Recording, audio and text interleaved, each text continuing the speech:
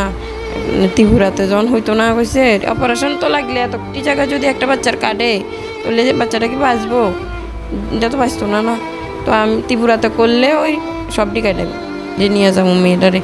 চোখের সামনে তো আর ফুটফুটে মেয়েরা আমরা এরকম করে দেখতে পারি না। আমরা টাকা পয়সা থাকলে তো আরও আগেই নিয়ে যেতাম গা। জেলার যারা প্রতিনিধি আছেন তাদের সাথে কি কথা হয়েছে, কোনো সাহায্যের কথা হয়েছে? সাহায্যের কথা বা আমার ফ্যামিলিরা আছে সবাই মানে আমারে ভাবছিলাম একটু সাপোর্ট করব। তো ওইখানে দেখতেছি যে আমি একদম সব দিকের থেকে নিরু হয়ে গেছি। নমস্কার, স্বাগত জানাচ্ছি আপনাদের সোশ্যাল বাংলায়। সাথে রয়েছি আমি সুজাতা। 7 বছরের আয়ুষী বর্তমানে সে লড়াই করছে তার শরীরের বিরুদ্ধে। তার কারণ 7 বছরের আয়ুষীর শরীরে চিকিৎসকরা বলেছেন যে প্রায় 14টি টিউমার রয়েছে তার শরীরের বিভিন্ন অংশে। কিন্তু সে তার পড়াশোনা চালিয়ে যাচ্ছে, তার দৈনন্দিন কাজ করছে, হাসি খুশি থাকার চেষ্টা করছে।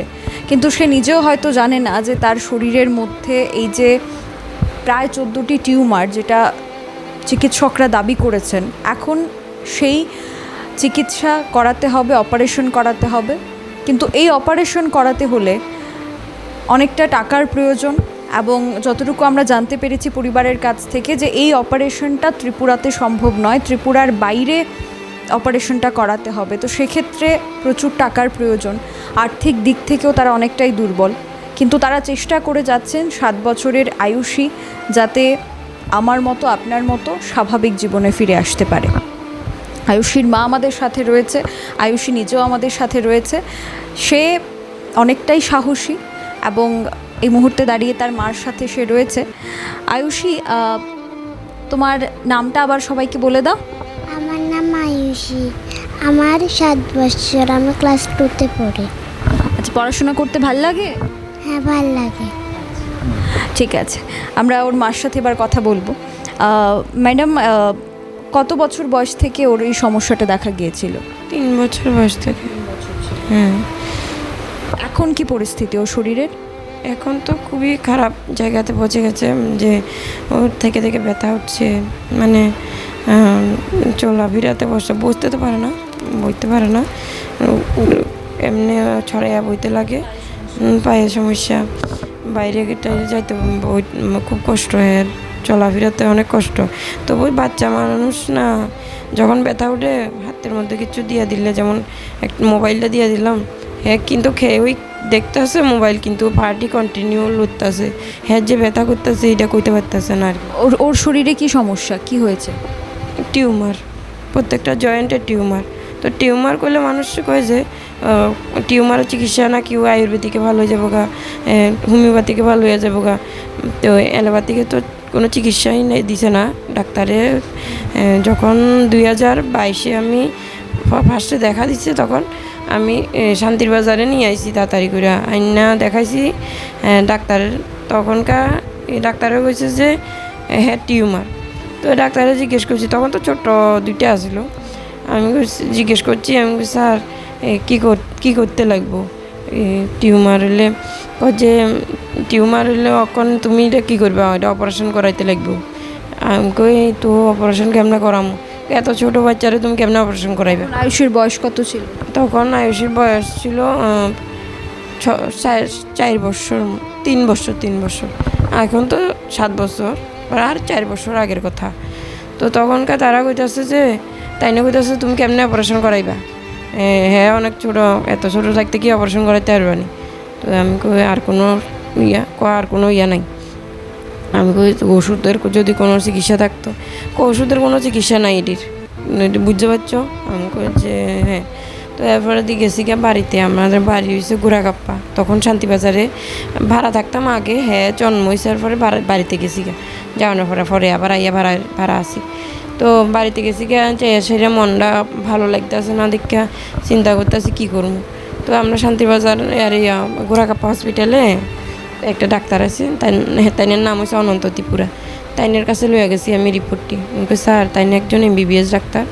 আমি স্যার দেখেন যে রিপোর্টটি, ডাক্তার কইতাছে এটি বলে টিউমার, অপারেশন বলে লাগবো। কেমনে কী করুন। তো এইটি কইছে আর এবার তাই না রিপোর্টটি দেখে কইতেছে যে লক্ষণ বেশি ভালো না, তুমি এটি জায়গায় জায়গায় ছড়াইয়া যাবো গা। তাই না কইছে কয় যে তুমি জীবিতে যাও গা। তো জীবিত এবার কী করবো, জীবে আমরা তো কইলে আর ফট করে যেতে পারি না, টাকা পয়সারও ব্যাপার আছে। একবার আইলে বাড়ি থেকে বাইলে 1,000-2,000 টাকা লেগে যাবো গা। আমি 4-5 হাজার টাকা জোগাড় করে সেটা আগরতলা গেছি। যাওয়ানোর পরে একটা আমার কাকু শ্বশুর হয় তাই নিয়ে গেছি, আমার হের বাবা গেছে, আমি গেছি, নিয়ে জিবি হসপিটালে গেছি। যাওয়ানোর পরে ডাক্তারের কাছে ওই তাই না আবার ওই অনন্ত ত্রিপুরা যে তাই না কইছে যে কি জানি কয় রাকেশ দাস না কি নামে জানি একজন ডাক্তারের কথা কইছে, তাইনের কাছে নিয়ে যেতাম। তো আমি তাইনের কাছে নিয়ে গেছি, নিয়ে যাওয়ার পরে তারা সব কিছু দেখছে, এমনি কোনো ওষুধ টষুধ দিছে না, এমনি দেখছে। দেখানোর পরে দেখেন মানে কয়দিন পরে আইয়েন, আমরা ফোন করবো, আমরা ফোন নাম্বার সব রাখছি। আমার কইছে ফোন নাম্বার কইতাম, আমি তাই ব্যাপার ফোন নাম্বারটা দিছি। ফোন নাম্বার দিয়া আমি আইসি বলছে আমার ডাকাইব, তারাও একটা ফোন নাম্বার দিয়া দিছিল আমারে। তো আমার কইছে ফোন করতাম কয়দিন পরে। আমি ফোন করছি আর তারা কইছে যে না এখনও তো এরকম কেউ আইছে না, আইলে জানাম। তো এরকম কইয়া ফুরা রয়েছে। এবার আমার আশেপাশের লোকেরা কইছে যে এরকম কী হয়েছে জিজ্ঞেস করছে আর কি। আমি বা ডাক্তার কাছে যাইতাছি কইছে, আমি তাই এমন টিউমার। তো সবাই কইতেছে যে টিউমার তো শুন টিউমার হোমিওপ্যাথিকে টিউমার ভালো হয়, অ্যালোপ্যাথিকে হয় না। তুই একটা কাজ কর, হরিণা প্রণয়শীল তাই নিয়ে ওষুধ খাই অনেকজন ভালো হয়েছে, এইবার তুই তাইর কাছে নিয়ে যা, তার হিয়ার কাছে নিয়ে যা। তাইরে নিয়ে গেছি আর তাই নিয়ে এবার অনেকটি ওষুধ দিত। এমনিতে তো হোমিওপ্যাথিকে অল্প ওষুধে দেয়, তাই নিয়ে কিন্তু অনেকটি ওষুধ দিছে, যেমন ছোটো ট্যাবলেট দুধ দিয়া খাওয়ানোর লেগে, জল দিয়া খাওয়ানোর লেগে, গরম জল দিয়া। তা আমি খাওয়াইতে মনে করেন 3 মাস খাওয়াইছি আর দেখি যে হ্যাঁ রেডি জায়গায় আরও মানে বাইরে যেতেছে গা। এবার আমি ডরাই গেছি, আমি কই না আমি এর থেকে আর খাওয়াইতাম না। ডাক্তারে তাই নাও ঠিক করে কইছে না যে এটি বাইরেব, তুমি এত ঘাবড়াইও না বা যায় কিচ্ছু, কিন্তু তাই নাও এই কথাটা কইছে না। তো আমি তাই খাওয়াইছি না 3 মাস এখান থেকে আর খাওয়াই নাই। এরপর শান্তিবাজার আমি ভাড়া আইছি, আয়নের পরে রাহুল সদাগর, আমি যে বাড়িতে ভাড়া থাকতাম আগে সুরপাড়া দিকে রাস্তা অনেক দূরে ভিতরে, তাইনের ভাড়া থাকতাম। তাইনে কইতেছে যে ও রাহুলের ওষুধ খুব ভালো, আমার হাঁটুর ব্যথা কমে গেছে, তুই তাইরে নাইলে হিয়ানে দেখাইছি। মানে এত বছর ধরে শুধু ভুল চিকিৎসাই হচ্ছে, চিকিৎসা চলতেছে। আমি তাইনের কাছে নিয়ে গেছি আর সব দেখাইলাম, এক্সরে। ত্রিপুরাতে কোনো ব্লাড টেস্ট করাইছে না, কোনো ভিটামিন টেস্ট কিচ্ছু করাইছে না, তারা শুধু ওই এক্সরেটার রিপোর্ট, তাও আমি করাইছি এক্সরেটা হসপিটালে, মানে যাওয়ানোর পরে বিনয় স্যারে লিখছে, বিনয় দেবনাথে লিখছে, লেখানোর পরে করাইছি। কিন্তু এই যে হোমিওপ্যাথিকে চিকিৎসা, তারা কইছে না যে একটা রিপোর্ট লাগবো, বা আমি যেটা দেখে আমি বা 6 মাস হয়ে গেছে আর একটা পরীক্ষা করে আনো, এমন কোনো কিছুই করতেছে না। তো হ্যাঁ প্রত্যেক মাসে যাইলে জিজ্ঞেস করি স্যার কোনো বদলা পাইছেন, হাসপাতাল না চেম্বার, তাই না হোমিওপ্যাথিকে তো চেম্বার। তো আমি প্রত্যেক মাসে যাইলে জিজ্ঞেস স্যার কোনো চেঞ্জ আছে আমি কিচ্ছু বুঝছেন।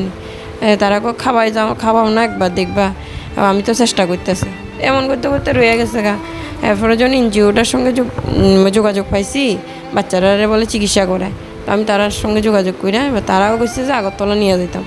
এবার নিয়ে গেছি, তারাও দেখি যে হোমিওপ্যাথিকে চিকিৎসা করাইতেছে। এবার আমার তো ওই ট্রেনে আবার ওই লোকটার সঙ্গে দেখা হয়েছে, ওই লোকটা কইতেছে এই চিকিৎসা এখানেও হইতো না ত্রিপুরাতে। এবার আমি তাইনের নাম্বারটা সঙ্গে রাখিয়া দিছিলাম, ওই তাইনের আইয়া আমি 15 দিনে ওষুধটি খাওয়াইয়া আমি এবার দেখেছি। আমি ওইদিকে একটা বাড়িতে রান্না করি, ওই ভনুটা আমার কইতেছে যে তাই না ভেটেরিনারি ডাক্তার আর কি। তো হেরিটি দেখে কইছে তুমি দিদি তুমি যাই করো হোমিওপ্যাথিক খাওয়াইও না, হোমিওপ্যাথিকে এইটি কোনো দিন ভালো হইতো না, হ্যাঁ এটি আর ছড়া যাবো, শুধু কষ্ট দিয়ে লাভ আসেনি। আগে 2টো ছিল, এখন কয়টা আছে? এখন পুরা গায়ে মিলে তো গনা 14টা, আরও বাড়তি আরও ছোটো এই আঙ্গুলের মাঝখানে। তারপরে ওই আমরা যে রগের যে শিরা আছে না, এইখানে এরকম করে আরও মানে গুঁড়া করে আরও উঠতেছে। তো সবটি মিলে হয়তো 18-19টার মতন হয়ে যাবো গা, 17-18টা। তো এরপরে দিয়া হ্যাঁ যখন এই কথাটা কইছে তখন থেকেই আমি বন্ধ করে দিয়েছি হোমিওপ্যাথিক খাওয়া, আর খাওয়াইতেছি না। এবার তো আমি দৌড়াইতেছি, তাইনের নাম্বারটা রাখছি, তাইনের লগে যোগাযোগ করছি। আমি কই তাইনেও আমরা একটু আত্মীয়র দিকে লাগে, তাইনের ফোন করছি। আমি কই দাদু আমি এমন আমার মেয়ের আপনি যে কইছিলেন এখন একবার চেষ্টা করেন না বাইরে কোনখানে নিলে ভালো হইব। তো তাই না একটু খোঁজ নিচে ননের পরে কইছে যে ভেলুরে চিকিৎসা, একটা ছেলের চিকিৎসা চলতেছে, একটা মেয়ের চিকিৎসা সাতচানের, তাই হের মেয়ের চিকিৎসা বলে জীবিত হয়েছে, এর শিলচরে হয়েছে। তো এই হেরে একটা অপারেশন করাইছে, একটা অপারেশন করাই বলে ভালো করছে, অনেকটি আছে না, একটা অপারেশন করাই ভালো করছে। তো আমার মনে একটু আশা জাগছে যে না, ত্রিপুরাতে যখন হইতো না কইছে অপারেশন তো লাগলে এতটি জায়গা যদি একটা বাচ্চার কাটে তাহলে যে বাচ্চাটা কি বাঁচবো, এটা তো বাঁচতো না।